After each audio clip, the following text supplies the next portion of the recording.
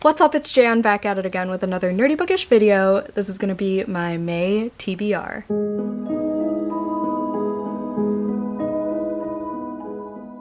Yes, we're back with another TBR. 2 months in a row. Who is she? I don't know. I am currently wearing my new hoodie that says support your local library and I'm obsessed. It was just a random Instagram ad. Honestly, I thought it was a scam, but it arrived and I love it. It's in this like cool death metal font. Anyway, I am setting another TBR for May for AAPI Heritage Month. We have mostly books by Asian authors with a couple exceptions. We have one carryover from last month. Not saying I finished my entire TBR last month, except that one. It's just the one that I care about the most to carry over. But I did do pretty well with my TBR. It's only April 24th as I'm filming this because we're trying to be proactive here in 2025, okay? But I am pretty confident that I'll only have 3 from the TBR that I don't get to. But stay tuned for my wrap up, I guess. Granted, one of those that I'm not gonna read, I'm choosing not to read because I heard problematic things about it. So, but that's April's problem. Now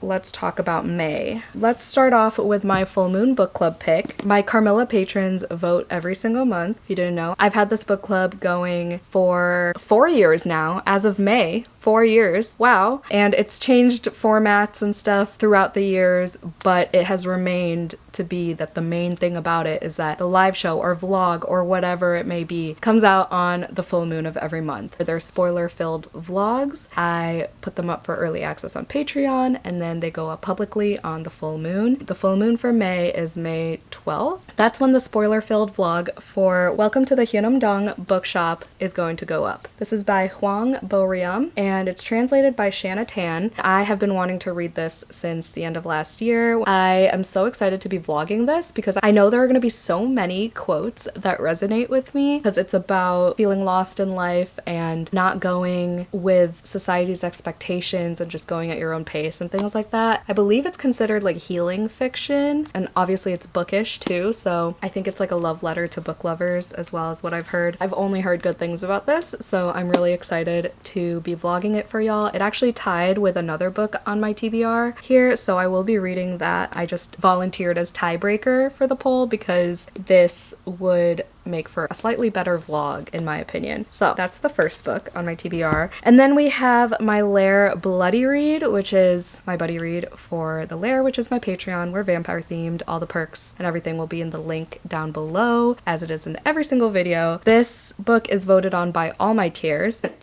Tier. I say tier weird. I feel like I say that weirdly, but anyway, this will have a spoiler-filled vlog for all my tiers on Patreon only. We will be reading The Memory Police by Yoko Ogawa, and this is also translated fiction. This is an older book. This is a more backlisted book, and I actually bought this 3 years ago, almost to the day, because I bought this on Mother's Day when Joey and I first started dating, so 3 years ago. This is a dystopian book about the government taking away people's memories, but like everyone's memories, not just select people. It's the memories that they're selecting. So like one day no one will remember what birds were, no one will remember what photographs were, like things like that. So I feel like it's gonna be so interesting and fascinating to read. I've heard mixed things about it though, but overall I think this has pretty positive reviews, so I'm excited about that. Thank you to my patrons for voting for this because I can finally take it off my physical TBR. The one that tied in the full moon book club poll was Strange Pictures by Uketsu. This is a horror-ish, mystery-ish book. I heard from my friend Erin from Erin Megan that it's more mystery than horror. It's like a puzzle. I'm so excited to get around to it because there are pictures all throughout and it's like 4 stories with these creepy pictures and at the end you find out how they all connect, I think. And then there's a sequel or companion novel coming out later this year, I think, called Strange Houses. So I definitely want to get to this. It shouldn't take me too long either. I could probably read this in a couple sittings. Also, I love when there are authors who just keep their identities anonymous. Apparently this person is on YouTube as well, but no one knows who they are. The carryover that I was talking about that I'm definitely not gonna get to in April, especially because I don't really want to rush it, you know. I don't want to just like squeeze it in a vlog and not give it my full attention. I just never read one book at a time, but I just don't want to box it into April if I don't need to, and I don't need to because it's my channel, my reading, my TBR. I could do what I want. Sword of Kaigen. Don't hate me. Haven't gotten to it. I'm not gonna get to it in April. Even if I tried, I probably couldn't finish it, but I will say I have been good about physically reading big books or reading big books in general. So I'm getting less and less intimidated by this. I just have to keep reminding myself that it's character driven. I know everyone says it's amazing. It should be fine. My brain should be fine. I just love this cover so much. I love holding it. I'm so excited. And honestly, I'm kind of excited to break this spine.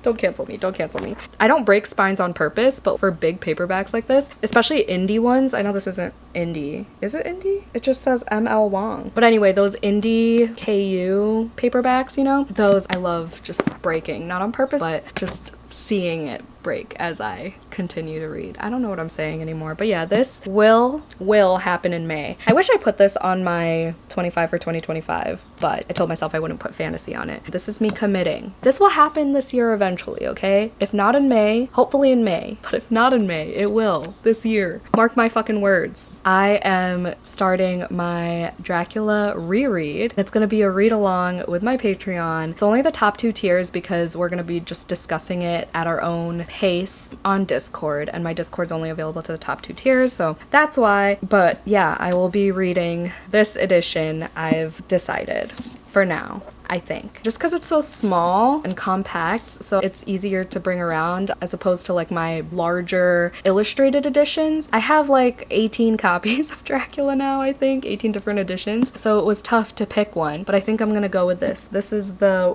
Wordsworth collection. I got it from an indie bookstore and it was $14.99 and it's so cute. But yeah, I'll be rereading it and we're going from May 3rd to November 7th. I know, huge commitment, but we're essentially gonna read one letter a day because this is an epistolary format. I don't think I'm gonna annotate this time around because I annotated the first time I read it, but who knows, I might just whip out the highlighter, who knows. But yeah, the first time I read it was 2023, I want to say, and then my addiction to collecting different editions started. So yeah, if you want to join, Patreon links down below. I guess we could talk about the 2 book club live shows I'll be a part of. One is by an Asian author and the other one is not. The one that is Bat Eater by Kylie Lee Baker. This is the Illumicrate Evernight exclusive edition and it has bats on the edges. I actually have an e-arc of this from NetGalley back when it had like the other cover and then they changed it and whatever. I didn't even realize this isn't out yet. I've had this on my radar for a while, but I started the arc and I'm like, this is too pandemic-y for me. I'll read it eventually. I'm not in the mood for it. Then I've heard from several patrons and other friends that it gets gory and Kylie Lee Baker sticks to her like essence, you know, of her horror writing. She's really good at gory descriptions and character work and everything like that. I loved The Keeper of Night duology, second one being The Empress of Time. I did read The Scarlet Alchemist and I wasn't too big of a fan, but I'm excited to get into this and I'll be reading this for Kayla from Books and Lala's book club, Literally Dead book club. She invited me as a guest host, so I'm so excited to chat about one of my favorite authors and her newest release. So yeah, this is a gorgeous edition. It's so creepy and then it has the new cover on the reverse dust jacket. I think it's a different colorway though. The original one is like a bright blue. It's a book that takes place during the pandemic. There's a lot of social commentary about the racism that went on and continues to go on about the COVID pandemic. I forgot, does she like collect bodies or something? She's a crime scene cleaner. There are a bunch of unexplained killings in Chinatown. So yeah, there's a serial killer and she's investigating the murders and stuff. So should be fun. The other book club I'm going to be a guest host for in May. The live show is May 27th. It's a Tuesday for Sleep When I'm Dead book club. Jess from Reading with Jess invited me, so thank you so much. And we'll be reading Famous Last Words by Gillian McAllister. It says, one morning he's your husband, by nightfall he's a criminal, and these are his ... famous last words. This is the author of Wrong Place, Wrong Time, which I read and gave 3 stars stars, I think, whenever it came out a year or two ago. And this is about an author, I think, right? It's an addictive thriller about a new mother whose world is upended when her husband commits a terrifying crime. How well does she truly know the man she loves? And what danger does she face if her entire life has been built on a lie? Why did I think there was an author? Oh, her job, she's a literary agent. Oh, her husband is the gunman. Huh. Interesting. Ooh, that short chapter. Love that. Literally, it's a page long. Okay.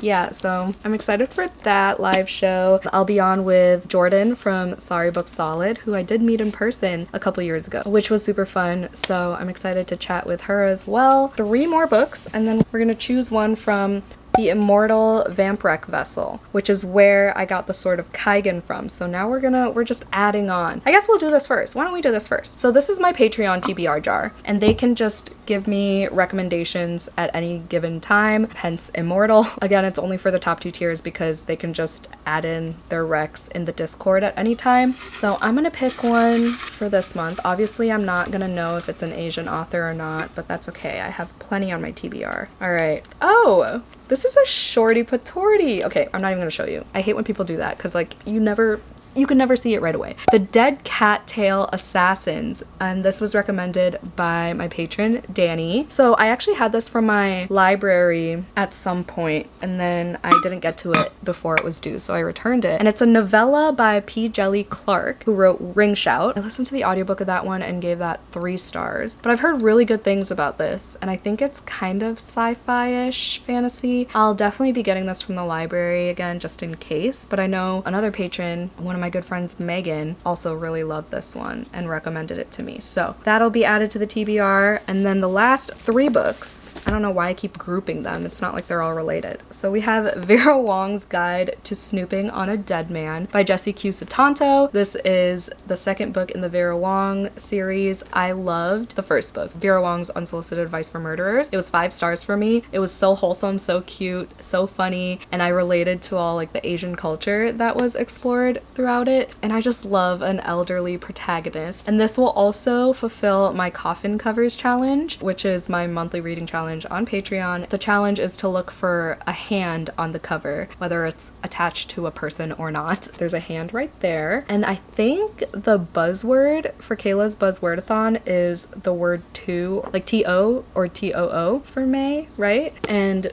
2 is on there. I don't remember what the cover challenge for Buzzwordathon is, but I'm sure I can make something fit eventually. But yeah, this is a cozy murder mystery. Then we have another one that would fit my coffin covers challenge because there are hands on the cover. Nice little edition. It's called Their Monstrous Hearts by Yigit Turhan, and this is a horror. This was gifted to me by Joey's friend, which was super nice, and he actually pre-ordered it for me, so it just came in the mail this month. A haunting novel about the boundaries people will cross to keep their dreams alive. It says there's a decrepit estate that Ricardo explores. There's a mysterious death. Oh, that's right. Someone was writing a book, or Ricardo was writing a book, I think. Someone shows up saying his grandmother died, and then he inherits her villa in Milan, along with her famed butterfly collection. And I'm assuming there is some dark shit going on with her death and this villa. So I'm intrigued, and I love the cover of that. And then lastly, we have a book from my 25 for 2025 list, and it's a nonfiction, Uncanny by Junji Ito. Y'all know how I feel about Junji Ito.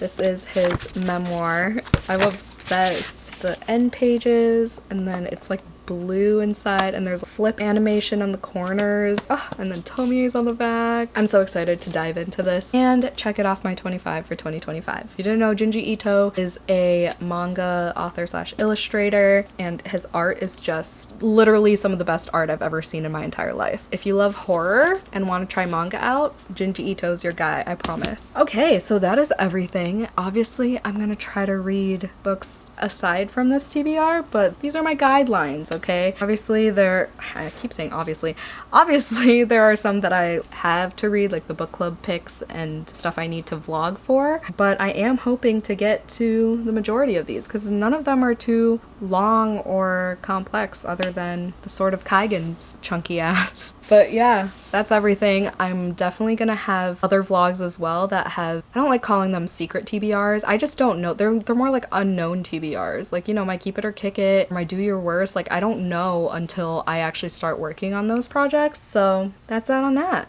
If you made it to the end of this video, first of all, let me know in the comments if you're thinking of reading any of these books, if you're participating in any of these book clubs, etc., etc. Leave me a comment if you wanna. And if you have nothing else to comment, leave a butterfly emoji to represent their monstrous hearts in the comments down below if you made it to the end of this video. Hope you have a 5-star day, a 5-star reading month in the month of May. I just love rhyming today. Ooh. There's a third one. Thank you so much for watching. Don't forget to do some self-care, and I'll see you in my next video. Bye.